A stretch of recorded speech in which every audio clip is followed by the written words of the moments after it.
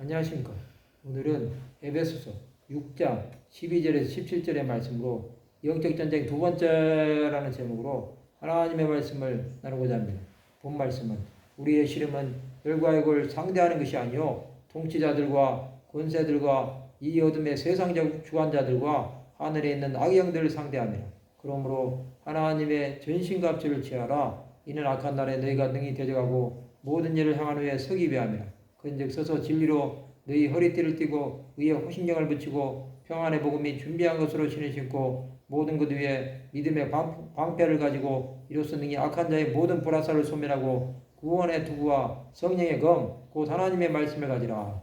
사도 바울은 영적 전쟁에 대해 말씀하고 있습니다. 우리의 시름은 혈과 육을 상대하는 것이 아닙니다. 혈과 육은 사탄에게 속한 것입니다.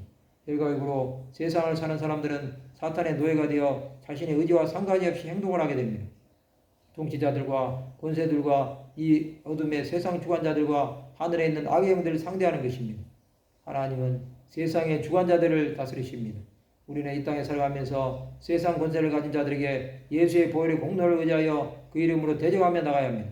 그러므로 하나님의 전신갑주를 취하라. 이는 악한 날에 너희가 능히 대적하고 모든 일을 행한 후에 서기 위함이라. 하나님의 전신갑주는 하나님의 말씀으로 무장하는 것입니다. 전신갑주를 입는 순서는 첫 번째는 서서 진리로 허리띠를 띠는 것입니다. 진리는 예수 그리스도십니다. 허리띠는 중심을 잡아주는 것입니다. 예수 그리스도로 무장한 자는 결코 흔들리지 않습니다.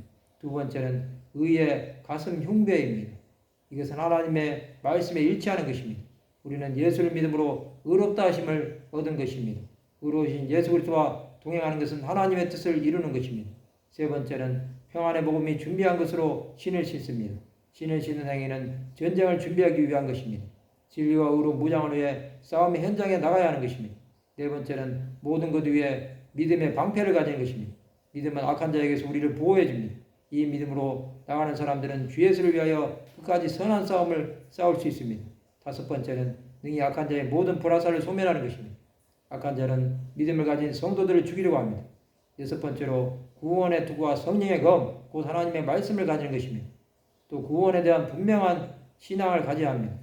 또 하나님의 말씀으로 악한 원수의 관계를 깨뜨려야 합니다. 하나님의 말씀은 살아있고 활력이 있어 좌우의 날선 어떤 검보다도 예리하여 혼과 영과 및 관절과 골수를 찔러 쪼개기까지 하며 또 마음의 생각과 뜻을 판단하십니다. 이제 영적 전쟁의 준비가 완전히 끝났습니다. 예수 이름으로 나가는 사람들은 하나님께서 끝까지 지키시고 보호하실 것입니다.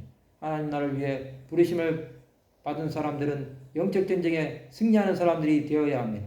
온 땅에 충만한 하나님의 영광을 위하여 부르심을 받은 사람들은 끝까지 믿음의 길을 가는 것입니다. 말씀을 마치고자 합니다. 하나님의 말씀을 무장하여 영적 전쟁에서 승리하는 하나님의 백성들이 되시기를 주님의 이름으로 축원합니다.